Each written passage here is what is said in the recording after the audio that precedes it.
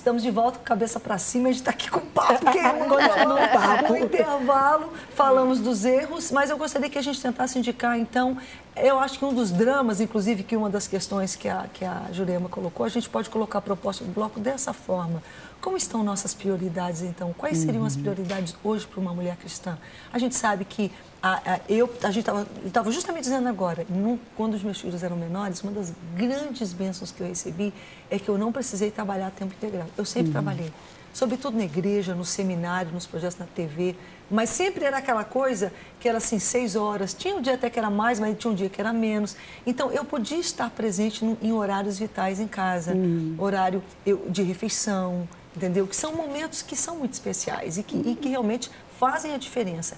Mas a gente sabe que isso não é possível para todos. Não é, não é porque elas não querem, é porque realmente aquela casa precisa dos 2 orçamentos, enfim. Mas a gente sabe também que a gente também não pode deixar tipo de 8 para 80. Claro. Então, quais são as prioridades que vocês percebem sendo importantes tentar manter? Para manter o equilíbrio, que foi justamente a questão que a gente propôs no início. A Jurema falou que, por exemplo, para ela, esse foi um dos dramas. Isso. Como é que você fez, Jurema? Inclusive, você associa um pouco conseguir acertar o seu curso, o seu norte, com a sua conversão. Sim. A maturidade ajuda também, né? Também, né? A idade também, eu comecei tudo com 20 e poucos aninhos. E a maturidade ajudou. Por exemplo, hoje eu tenho 3 filhas formadas, né? E digo que todas são do Senhor, porque eu e minha casa serviremos ao Senhor. Amém. Então, assim, eu tenho 3, o meu foco sempre foi a educação. Deu certo, né? Eu tenho uma jornalista, uma advogada, né? E uma assistente social. Todas trabalhando nas suas funções, né? Assim, uma vitória. É uma vitória. Bem assistida, né? Assim, ela está bem assistida. Eu sei que não foi fácil, não. Não foi fácil. Eu vejo nelas cada uma parte das coisas, né? Que a gente não eram cadernos em branco, mas algumas coisas estão impressas nelas que são minhas. Não estou dizendo que a gente não imprime, não. Só estou falando que não é aquela tudo, né? Não consegue tudo. Mas a gente imprimiu. A semana mesmo tive uma situação que eu vi, meu Deus, filha da mãe essa. Literalmente é minha filha, porque na atitude, sabe? Na atitude, falei, pô, deu certo, entendeu? Porque era exatamente isso que eu queria, né? Que minhas filhas tivessem sede de justiça. Aí depois eu vi no Evangelho que também falava disso. Sempre eu quis isso dentro da minha casa, sabe? A questão da justiça, sabe? Da luta por direitos. Então isso está impresso nelas. Então isso aí, falando de... E a questão do equilíbrio, como é que você conseguiu lidar? Porque é um dos desafios, acho que um dos maiores desafios que a mulher enfrenta hoje é justamente isso, aprender a dizer não. Entender que ela não pode fazer tudo. Então ela tem que eleger aquilo que realmente é importante para ela, porque se ela tentar fazer tudo, ela vai acabar doente. Exatamente. Eu tive que aprender a dizer não. Porque, assim, dizer não pra mim é porque eu queria. É difícil pra você. Eu tinha necessidade de ser gostada, né? Então, não é só aquela você, coisa, não, assim, que acho que toda mulher, todo mundo... Então, você dizer não pra pessoa, você já tá... Você está fazendo com que ela não te goste de você. Aí nós vamos cair num problema sério, que é a questão que eu acho mais grave hoje em dia, que é a questão de não haver limites. Exatamente. Aí eu dizia não. Sim, mas a gente precisa disso tudo. Porque, por exemplo, mais uma questão. Cada uma está vindo com uma mais vital que a outra. Se você quer colocar limite para os filhos, mas você mesmo não tem limite. Então, existe a cartilha que você traça, existe o papel em branco, mas nessa cartilha existem as ordens, aquilo planejado, e no momento da execução, os limites não são bem definidos. E assim, aceitos, né? Existe um filme que eu gosto muito, chamado Poder da Graça, que vocês já devem ter visto, e nesse filme, assim, isso fala muito ao meu coração em relação à questão de mães de autistas que, por exemplo, estejam assistindo o programa, elas... De crianças especiais. Essas crianças que são diferentes, que têm uma necessidade de uma atenção diferenciada. Muitas vezes eles são nossos professores. Então, se eu for falar dos meus acertos hoje, eu vou falar o quanto eles me ensinaram. Muitas vezes sem que eles mesmos falassem, sem conseguirem verbalizar. Eles me ensinaram ao longo de tantos anos de trabalho a aprender a ser mãe, a ser mulher, a ser esposa, a ser pastora e priorizar na minha vida, fazer a vontade do Pai. Isso me realiza como mãe, isso me realiza enquanto esposa, me realiza enquanto profissional. Ouvir essas crianças foi ouvir a voz de Deus na minha vida. O que acontece, Sandra? Eu não resisto a perguntar isso, porque isso é uma coisa que eu já encontrei algumas vezes na minha vida. Às vezes a gente faz planos, a gente sonha coisas, e daí abre uma porta que a gente sabe que é Deus que está abrindo, mas ela é completamente em outra direção daquilo que a gente estava caminhando.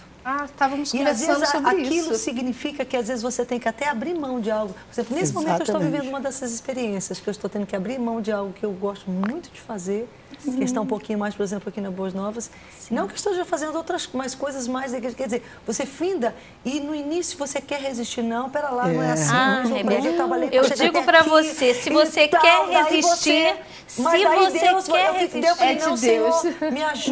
Me ajuda simplesmente a ir com Exatamente. Com porque toda vez que eu fiz isso, eu acabei no melhor caminho. Exatamente. A resistência é um sinal. O mundo, a mensagem do mundo é muito diferente. Vai. Como você lutou até agora, você tem que continuar. Como você estava falando a nível de acertos, né? Ela estava falando, eu refletindo, eu acho que é exatamente isso. Você falou prioridades. Como que a gente colocaria isso? Como é que seria isso a nível de prioridades, né? De limites? Entrou exatamente como a gente estava conversando quando estávamos vindo. É quando Deus te dá a direção ao ministério, que algumas vezes, por exemplo, o meu ministério hoje é capelania.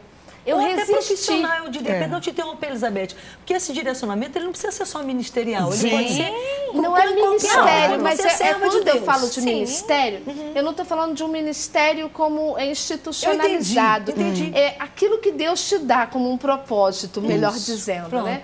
E Deus me deu essa direção e eu vou vendo que quando é a direção, Ele vai arrumando a situação. Exatamente. Eu estava comentando com ele, como é que Ele arrumou a minha vida? Meu marido olha para a mesma direção.